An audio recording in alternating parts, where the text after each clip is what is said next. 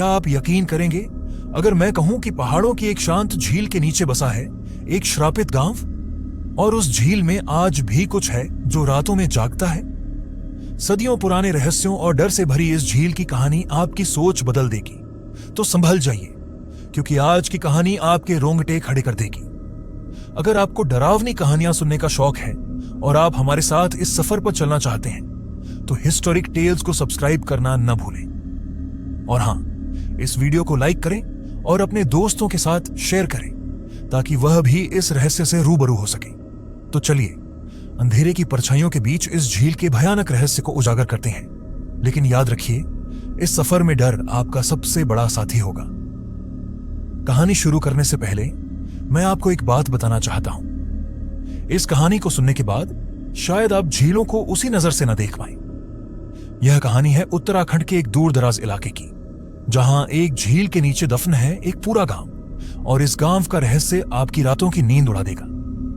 तो आइए मैं आपको ले चलता हूं उस रहस्यमयी झील के पास। यह बात 1980 के दशक की है। उस समय विकास का दौर शुरू हो रहा था। पहाड़ों के इस इलाके में एक छोटी सी झील थी जिसका नाम था चंद्रताल झील। झील दिखने में बेहद खूबसूरत थी। चारों तरफ घने देवदार के पेड़, बर्फ से ढकी चोटियां और झील का शांत पानी जिसमें आसमान की परछाई झिलमिलाती थी। लेकिन गांव वाले इस झील से डरते थे। कहते हैं झील के आसपास रात को अजीब सी आवाजें आती थीं, कभी किसी के रोने की तो कभी हंसने की। गांव के बुजुर्ग कहते थे कि इस झील के नीचे एक पूरा गांव डूबा हुआ है और वहां के मरे हुए लोगों की आत्माएं इस झील के पानी में कैद हैं।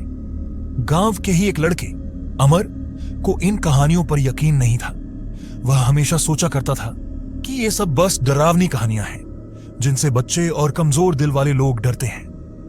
एक दिन उसने अपने दोस्तों से कहा, मैं इस झील की सच्चाई जानकर रहूंगा। अमर के दोस्तों ने उसे बहुत समझाया कि ऐसा न करे, लेकिन वह किसी की सुनने को तैयार नहीं था।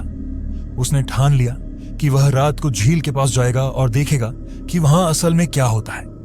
रात का समय था। अमर एक टॉर्च और एक नोटबुक लेकर झील की ओर चल पड़ा। चांदनी रात थी और झील का पानी दूधिया रोशनी में चमक रहा था।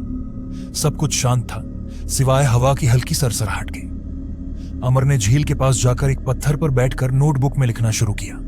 वह अपने चारों तरफ देख रहा था और सोच रहा था, यहां तो सब सामान्य लग रहा है, फिर ये लोग क्यों डरते हैं? लेकिन तभी झील के पानी में हलचल होने लगी। ऐसा लग रहा था जैसे कोई चीज पानी के अंदर से ऊपर आ रही हो। अमर ने टॉर्च की रोशनी झील पर डाली, लेकिन उसे कुछ भी नहीं दिखा। तभी उसे झील के दूसरे किनारे पर किसी का साया दिखाई दिया। वह साया झील की ओर इशारा कर रहा था। अमर ने हिम्मत जुटाई और उस साये की ओर बढ़ने लगा। जब वह पास पहुंचा तो उसने देखा कि साया गायब हो चुका था, लेकिन वहां जमीन पर कुछ अजीब सी आकृतियां बनी हुई थीं।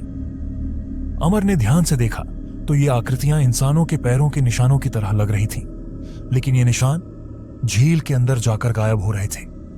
अमर का दिल अब थोड़ा घबराने लगा था, लेकिन उसने अपनी हिम्मत नहीं खोई। वह वापस झील के किनारे आया और झील के पानी को गौर से देखने लगा। तभी अचानक उसे झील के अंदर एक चेहरा दिखाई दिया। वह चेहरा एक लड़की का था। अमर ने डरते डरते पूछा, तुम कौन हो? लड़की ने कहा, मेरा नाम पद्मा है। मैं उस गांव की रहने वाली थी जो इस झील के नीचे है। अमर हक्का बक्का रह गया। उसने पूछा, यह झील कैसे बनी और तुम्हारा गांव झील के नीचे क्यों है? पद्मा ने कहा, सदियों पहले हमारा गांव बहुत खुशहाल था। यहां हर तरफ हरियाली थी, लोग हंसी खुशी रहते थे। लेकिन एक दिन हमारे गांव में एक साधु आया। वह बहुत गुस्से वाला था और वह चाहता था कि हम सब उसकी पूजा करें। लेकिन हमारे गांव के लोग भगवान शिव के भक्त थे। उन्होंने साधु को पूजने से मना कर दिया। साधु को यह बात बुरी लगी। उसने गांव को श्राप दिया और कहा, तुम सब पानी में डूब जाओगे और तुम्हारी आत्माएं कभी मुक्त नहीं होंगी। और फिर वही हुआ जो उसने कहा था। कुछ ही दिनों में आसमान काला पड़ गया। बारिश शुरू हो गई और रुकी ही नहीं। हमारा पूरा गांव पानी में डूब गया। हम सब मर गए और अब हमारी आत्माएं इस झील में फंसी हुई हैं। अमर यह सब सुनकर डर गया। उसने पूछा, मैं तुम्हारी मदद कैसे कर सकता हूं?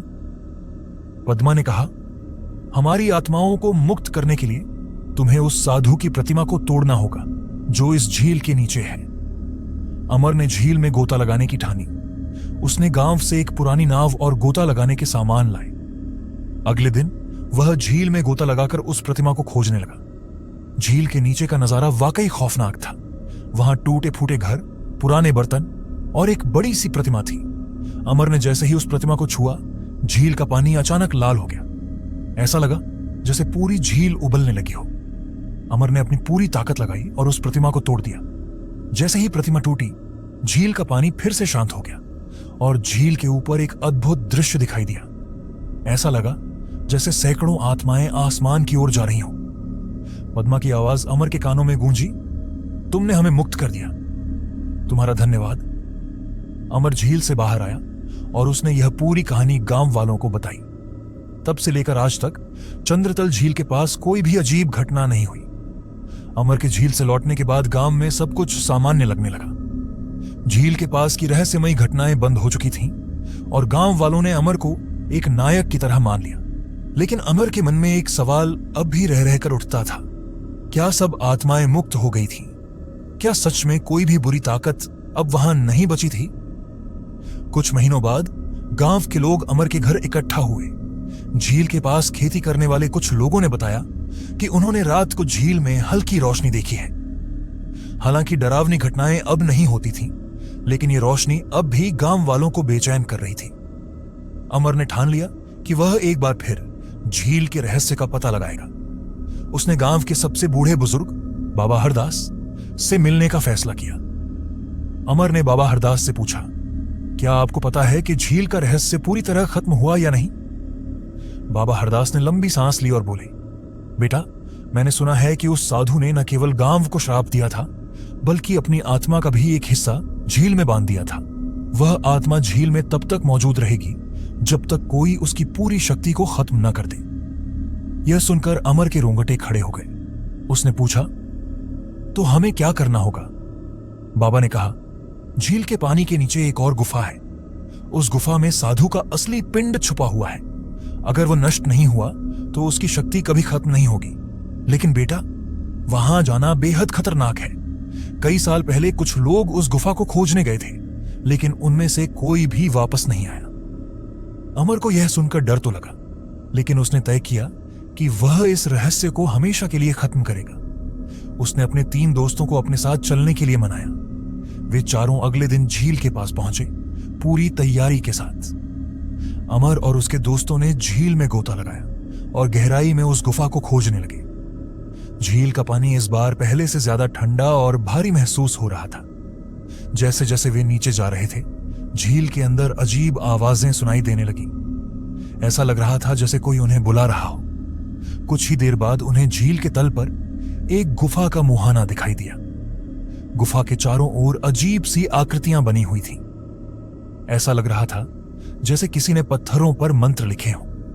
गुफा के अंदर अंधेरा था, लेकिन जैसे ही उन्होंने टॉर्च की रोशनी डाली, वे हैरान रह गए। गुफा के अंदर साधु की एक बड़ी मूर्ति थी और मूर्ति के सामने एक पिंड रखा हुआ था। उस पिंड के चारों ओर काले रंग की लकीरें खींची हुई थीं। अमर ने बाबा की बात याद की और दोस्तों से कहा, हमें इस पिंड को नष्ट करना होगा।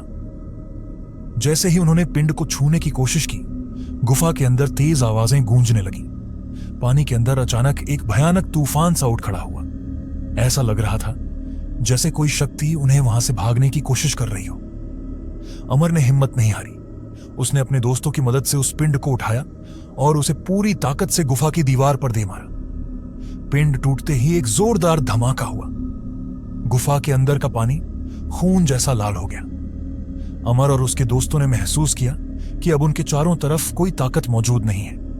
उन्होंने झील से बाहर निकलकर देखा तो झील का पानी बिल्कुल शांत हो चुका था। आसमान में सूरज चमक रहा था और झील के आसपास की हवा अचानक हल्की और शांत महसूस होने लगी थी। उस दिन के बाद से चंद्रतल झील पूरी तरह सामान्य हो गई। झील में कोई रहस्यमयी रोशनी या आवाजें अब नहीं होती थीं। गांव वालों ने उस जगह पर एक शिव मंदिर बनवाया और हर साल वहां पूजा करने लगे। लेकिन एक बात कोई नहीं जानता, झील के तल में आज भी वह टूटा हुआ पिंड पड़ा हुआ है और शायद वह साधु की अंतिम ताकत का निशान हो। तो दोस्तों, यह थी झील में डूबे गांव के रहस्य की पूरी कहानी। लेकिन याद रखें, जहां इतिहास और प्रकृति के अद्भुत नजारे होते हैं, वहां कुछ अनदेखी ताकतें भी मौजूद हो सकती हैं जो शायद कभी फिर से सामने आ जाएं। अगर यह कहानी आपको डरा पाई, आपको सोचने पर मजबूर कर पाई, तो यकीन मानिए यह सिर्फ शुरुआत है। ऐसी ही और सच्चाइयों से रूबरू होने के लिए हमारे चैनल हिस्टोरिक टेल्स को सब्सक्राइब करें। अगर कहानी ने आपकी रातों की नींद उड़ाई हो तो इसे अपने दोस्तों के साथ शेयर करें और देखें कि क्या वे इस डरावने सफर को सहने की हिम्मत कर पाते हैं। और हां, अगली बार की कहानी और भी ज्यादा खौफनाक और रहस्यमयी होगी, इसलिए इस वीडियो को लाइक करना न भूलें ताकि हम ऐसी कहानियां आपके लिए लाते रहें। आपका हर लाइक, सब्सक्राइब और शेयर हमें हौसला देता है। तो फिर क्या आप तैयार हैं अगले सफर के लिए?